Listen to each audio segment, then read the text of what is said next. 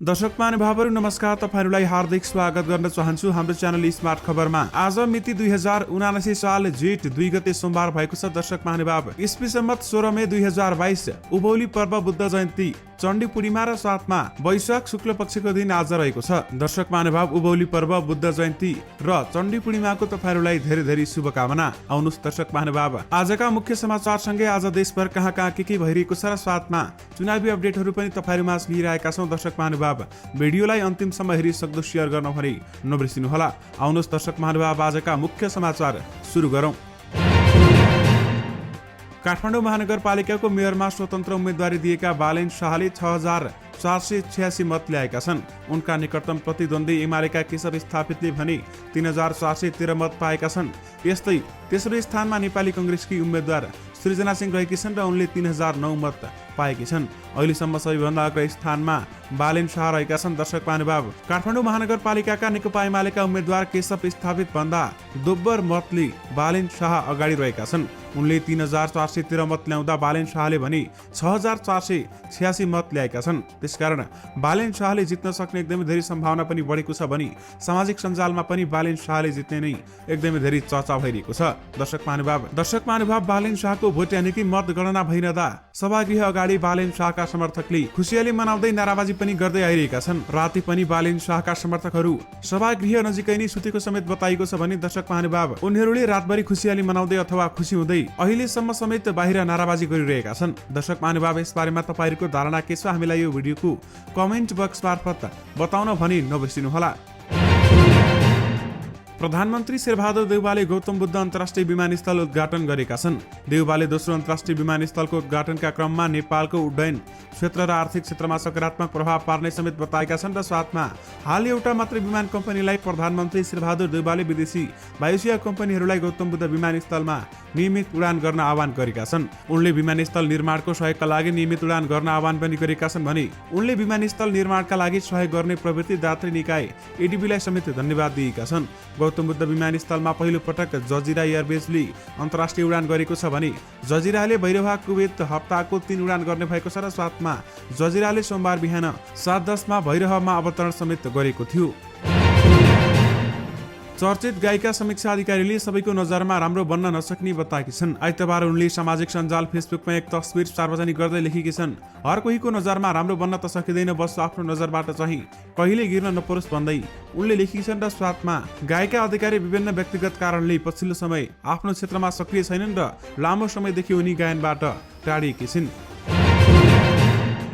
भरतपुर महानगरपालिकामा नेकपा एमालेका विजय सुवेदीको अग्रता कायमै रहेको छ। माओवादीकी रेणु दाहाललाई 33 मतले पछाडि पार्दै सुवेदीले अग्रता लिएका छन् र 11700 मत गणना हुँदा सुवेदीको 3838 मत रहेको छ भने दाहालले 3805 मत ल्याएकी छन्। त्यस्तै स्वतन्त्र उम्मेद्वार जगन्नाथ पौडेलको पनि मत बढिरहेको छ। उनले 1511 मत ल्याएका छन् र तेस्रो स्थानमा रहेका छन्। उपमेयरमा कंग्रेसका चित्रसेन अधिकारी 4352 मत सहित अग्रता लिएका छन् भने दोस्रोमा रहेकी राप्रपाकी हिमाला गुरुङको 2998 मत रहेको छ। धनुषाको धनुषी गाउँपालिकामा खसेको भन्दा बढी मतपत्र भेटिएको विषयमा विवाद हुँदा झडप भएको छ। झडप बढ्दै जाँदा मतगणना स्थलमा भएको विवादले उग्र रूप लिएपछि प्रहरीले 25 राउन्ड हवाई फायर गरेको छ भने साथमा झडपलाई नियन्त्रणमा लिनका लागि प्रहरीले 25 राउन्ड हवाई फायर गरेको धनुषाका प्रहरी प्रवक्ता प्रहरी नायब परीक्षक प्रदीप बहादुर छेत्रीले जानकारी दिनुभएको छ। अहिले मतगणना स्थलमा नेपाल प्रहरी, सशस्त्र प्रहरी र नेपाली सेना परिचालन समेत गरिएको छ। यानि कि धनुषाको धनौजीमा झडप भएको छ भने 25 राउन्ड हवाई फायर समेत गरिएको छ।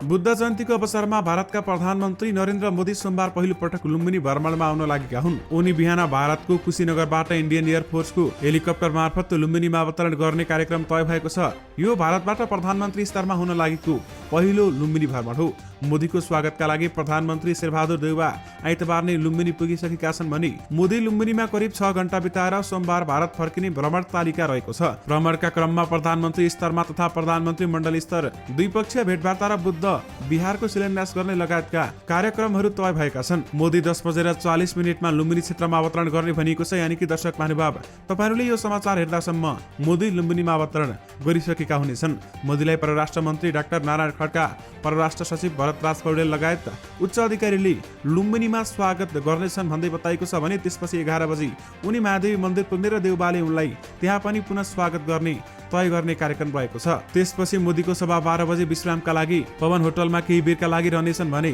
त्यहाँ परराष्ट्र मन्त्री नारायण खड्काले शिष्टाचार भेटवार्ता गर्ने समेत कार्यक्रम तय गरिएको छ। त्यसैगरी अन्य कार्यक्रमहरू पनि रहेका छन्। दर्शक महानुभाव, यो कार्यक्रम हुने बित्तिकै तपाईँहरूमा यसको बारेमा अपडेट जानकारी गराउनेछौँ।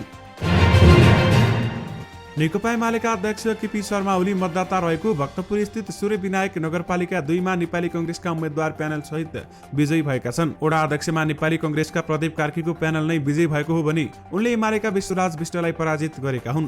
कार्कीले 1511 मत प्राप्त गरेका छन् भने एमालेका विष्टले 1305 मत प्राप्त गरेका छन्। त्यस्तै सदस्यहरूमा कंग्रेसकै जनार्दन खड्का, भगत राणा, कल्पना खतिवडा, दाहाल रञ्जिता त्रिखत्री विजयी भएका हुन्। दर्शक महानुभाव, पोखराको मेयरमा नेकपा एकीकृत समाजवादीका नेता धनराज आचार्यले अग्रता बढाउँदै गएका छन्। करिब 10,000 मत गन्दा उनले 3,800 मतको अग्रता कायम गरेका छन् भने आचार्यले 4,041 मत प्राप्त गरेका छन् भने नेकपा एमालेका उम्मेद्वार कृष्ण थापाले 3,657 मत ल्याएका छन्। निर्वाचन आयोगका अनुसार राप्रपाका उम्मेद्वार शंकर प्रसाद खरालले 500 र स्वतन्त्र उम्मेद्वार गणेश पौडेलले 232 मत प्राप्त गरेका छन्। मेयरमा गठबन्धन धनराज अगाडि हुँदा उपमेयरमा भने एमालेकी मञ्जुदेवी गुरुङले अग्रता लिएकी छिन्। उपमेयरमा गठबन्धनका तर्फबाट नेपाली कंग्रेसकी कोपिला राणा भाटले 4,111 मत ल्याएकी छन् भने नेकपा एमालेकी मञ्जुदेवी गुरुङले 4,191 मत पाएकी छन्। राप्रपाकी उम्मेद्वार रञ्जना कुमारी सेन पौडेलले 766 मत प्राप्त गरेकी छन्। हालसम्म पोखराको 3वटा वडाको नतिजा आएको छ भने वडा नम्बर 1 मा एमालेको र 2 तथा 12 मा कंग्रेसको उम्मेद्वार विजयी बनेका छन्। सिन्धुपाल्चोकको हेलम्बु गाउँपालिकामा नेपाली कंग्रेस विजयी भएको छ। गाउँपालिकाको अध्यक्षमा निमा ग्याल्जेन शेर्पा विजयी भएका हुन् भने शेर्पाले 5,385 मत प्राप्त गरेका छन् भने नेकपा एमालेका उम्मेद्वार दाबा लामा होल्मोलाई 782 मतान्तरले पछि पार्दै शेर्पाले जित हात पारेका हुन्। उनी यसअघि पनि अध्यक्ष थिए भने यस्तै उपाध्यक्षमा अप्सरा लामिछाने विजयी भएकी छन्। उनले 5,214 मत प्राप्त गरेकी छन् भने नेकपा एमालेका उम्मेद्वार गंगा अर्याल खड्कालाई 743 मतान्तरले पछि पार्दै उनले जित हात पारेकी हुन्। लामिछानेले 5,214 मत प्राप्त गरेकी छन् भने खड्काले 4,671 मत प्राप्त गरेका छन्। धनकुटाको छतर जोरपाटी गाउँपालिकाका अध्यक्षमा नेपाली कंग्रेसका छत्रबहादुर सुब्बा 4,359 मत ल्याएर निर्वाचित भएका छन्। सुब्बाले निकटतम प्रतिद्वन्दी नेपाल कम्युनिस्ट पार्टी एमाले उम्मेद्वार शेरबहादुर लिम्बुलाई 195 मतान्तरले पराजित गरेका हुन् भने लिम्बुले 4,165 मत पाएका छन्। उपाध्यक्षमा नेकपा माओवादी केन्द्रकी गीता सेवा 4,387 मत सहित निर्वाचित भएकी हुन् भने उपाध्यक्ष पदमा एमालेकी गोमा कार्कीले 3,691 मत पाएकी छन्। गाउँपालिकाका 6वटै वडाको मत गणना सम्पन्न भएको छ भने मत परिणाम अनुसार वडा नम्बर 1, 2, 5 र 6 मा सत्तारूढ दलका उम्मेद्वार निर्वाचित भएका छन्। धनकुटाको 24 गाउँपालिकाका अध्यक्षमा एमालेका उम्मेद्वार राजकुमार लिम्बु 5,038 मत ल्याई विजयी भएका छन्।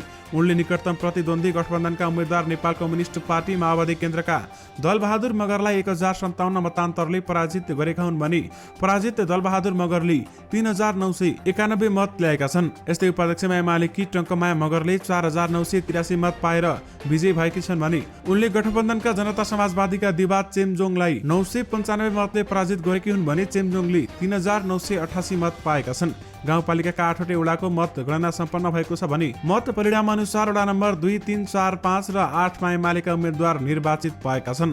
त्यसैगरी वडा नम्बर 1, 6 र 7 मा सत्तारूढ दलका उम्मेद्वार निर्वाचित भएको निर्वाचन कार्यालयले जानकारी समेत दिएको छ। गोर्खाको बारपाक सुलीकोट गाउँपालिकाको अध्यक्ष र उपाध्यक्षमा माओवादी केन्द्रका उम्मेद्वार निर्वाचित भएका छन्। अध्यक्षमा विष्णु भट्ट र उपाध्यक्षमा सनमाया गुरुङ निर्वाचित भएका हुन् भने भट्टले 5,719 मत ल्याएका छन् भने उनका प्रतिस्पर्धी नेपाली कंग्रेसका उम्मेद्वार जित बहादुर घलेले 4,864 मत ल्याएका छन्। त्यस्तै उपाध्यक्षमा निर्वाचित गुरुङले 5,765 र प्रतिस्पर्धी नेपाली कंग्रेसकी उम्मेद्वार लेखमाया राणाले 4,575 मत प्राप्त गरेकी छन्। भट्ट र गुरुङ पुनः दोस्रो कार्यकालको लागि अध्यक्ष र उपाध्यक्षमा निर्वाचित भएका हुन् भने उक्त पालिकामा कुल 13,093 मत खसेको थियो भने 628 मत बदर भएको निर्वाचन अधिकृतको कार्यालयले जनाएको छ।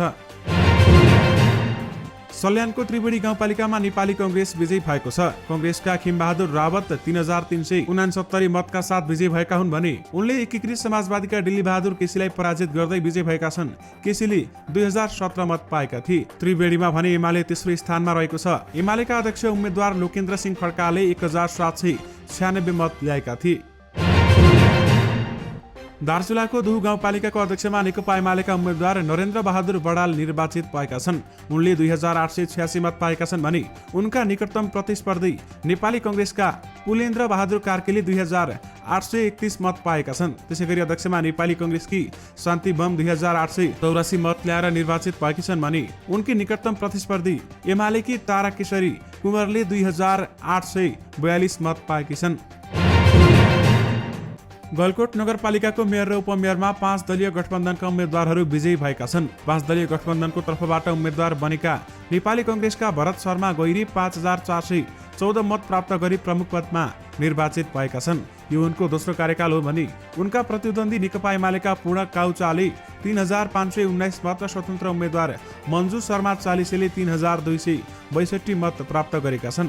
नगरको उपमेयरमा गठबन्धनको तर्फबाट नेकपा माओवादी केन्द्रका फमलाल न्युरे विजयी भएका छन् भने उनले 6039 मत प्राप्त गरेका छन्। उनका निकटतम प्रतिद्वन्दी नेकपा एमालेका रूपा विकले 3057 र स्वतन्त्र उम्मेद्वार तिलबहादुर केसी उप्रेतीले 1981 मत प्राप्त गरेका छन्। दर्शक महानुभाव, यी सँगै तपाईहरुमाझ अहिलेसम्मका केही अपडेटहरू भने राखिसकेका छौं। फेरि पनि तपाईहरुमाझ एकछिनपछि नयाँ भिडियोको साथमा उपस्थित हुने नै छौं। त्यसमा पनि तपाईहरुलाई विभिन्न अपडेट दिनेछौं। हाम्रा आउने भिडियोहरूलाई पनि हेर्न नबिर्सिनुहोला। अहिलेलाई भने मलाई बिदा दिनुहोस्। नमस्कार।